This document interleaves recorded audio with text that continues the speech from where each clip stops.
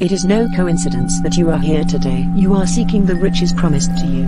Wealth starts with attitude. Make passionate intentions. Act as if you already are. Be grateful for the money you have. Learn about money. Become great at getting what you want by manifesting. The Dharma, that is the Sanskrit word for method. You will get a certain confusion when you read books on Buddhism, because they switch between Sanskrit and Pali words. The earliest Buddhist scriptures that we know of are written in the Pali language, and Pali is a softened form of Sanskrit. So that, for example, whereas the doctrine of the Buddha is called in Sanskrit the Dharma,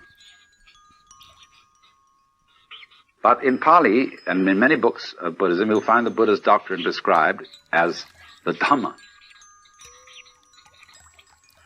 And so in the same way, karma in Sanskrit becomes in Pali kamma. Buddha remains the same. The Dharma, then, is the method. Now, the method of Buddhism, and this is absolutely important to remember, is dialectic. That is to say, it doesn't teach a doctrine. You cannot find anywhere what Buddhism teaches, as you can find out what Christianity or Judaism or Islam teaches. Because all Buddhism is a discourse. And what most people suppose to be its teachings are only the opening stages of the dialogue. So, the concern of Buddha as a young man, the problem he wanted to solve, was the problem of human suffering. And so, he formulated his teaching in a very easy way to remember. All those Buddhist scriptures are full of what you might call mnemonic tricks, numbering things in such a way that they're easy to remember. And so he summed up his teaching in the form of what are called the Four Noble Truths. And the first one, which because it was his main concern, was the truth about dukkha. Dukkha, suffering, pain, frustration, chronic dis-ease. It is the opposite of sukha, which means sweet, pleasure, etc. So, insofar as the problem posed in Buddhism is dukkha, I don't want to suffer, and I want to find someone or something that can cure me of suffering. That's the problem. Now, then if there's a person who solved the problem, a Buddha, people come to him and say, Master, how do we get out of this problem? So what he does is to propose certain things to them. First of all, he points out that with dukkha go two other things. These are respectively called anitya, and anatman. Anitya means nitya means permanent. So impermanence, flux, change is characteristic of everything whatsoever. There isn't anything at all in the whole world, in the material world, in the psychic world, in the spiritual world, there is nothing you can catch hold of and hang on to for safety. Nothing. Not only is there nothing you can hang on to, but by the teaching of anatman, there is no you to hang on to it. In other words, all clinging to life is an illusory hand grasping at smoke. If you can get that into your head and see that that is so, nobody needs to tell you that you ought not to grasp. Because you see you can't. See, Buddhism is not essentially moralistic. The moralist is the person who tells people that they ought to be unselfish when they still feel like egos. And his efforts are always and invariably futile. Because what happens is he simply sweeps the dust under the carpet and comes back again somehow. But in this case, it involves a complete realization that this is the case. So that's what the teacher puts across to begin with. The next thing that comes up, the second of the Noble Truths, is about the cause of suffering. And this in Sanskrit is called Trishna. Trishna is related to our word thirst. It's very often translated desire. That will do. Better perhaps is craving, clinging, grasping, or even, to use our modern psychological word, blocking. When, for example, somebody is blocked and dithers and hesitates and doesn't know what to do, he is, in the strictest Buddhist sense, attached. He's stuck. But a Buddha can't be stuck.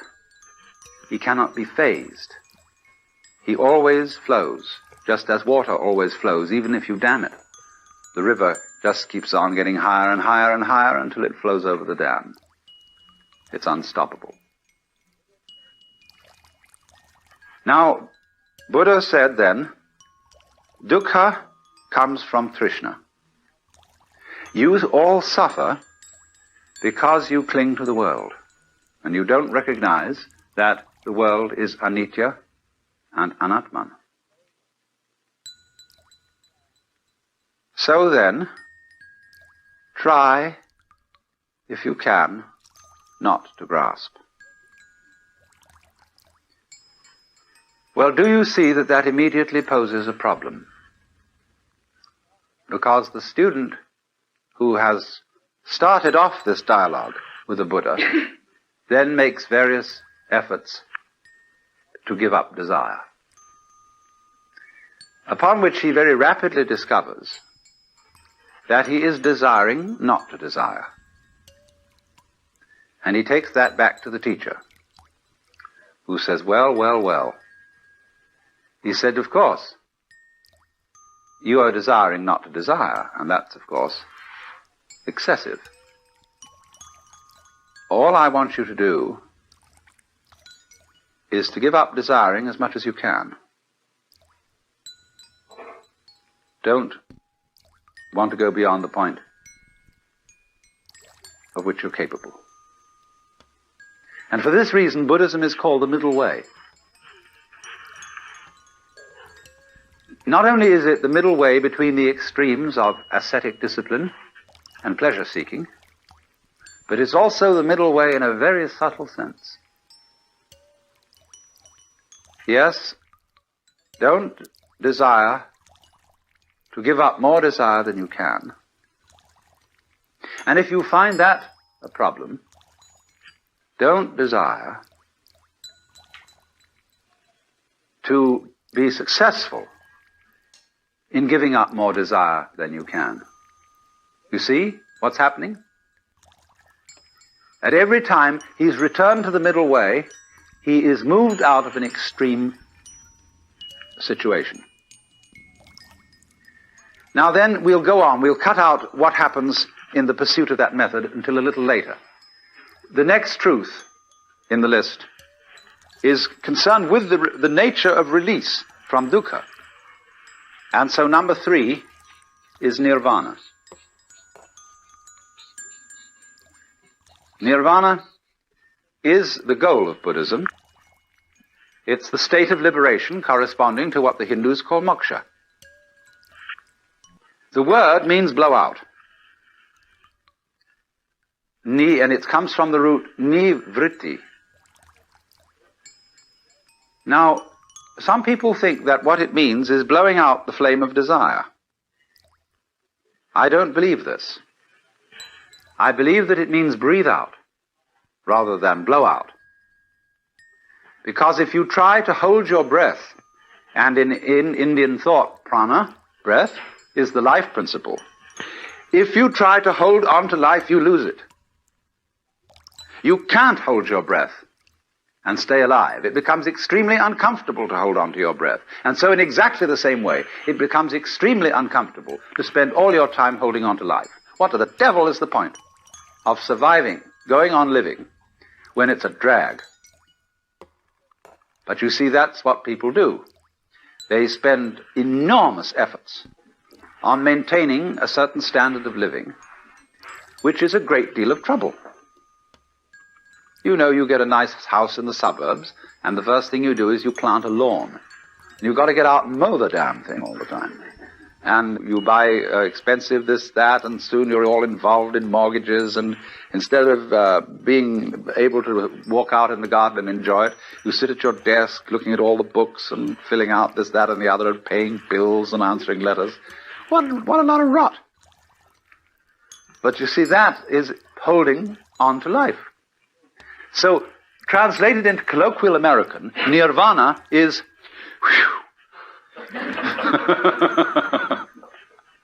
because if you let your breath go, it'll come back. So, nirvana is not annihilation. It's not disappearance into a sort of undifferentiated void. Nirvana is the state of being let go. It is a state of consciousness and a state of, you might call it, being, here and now, in this life.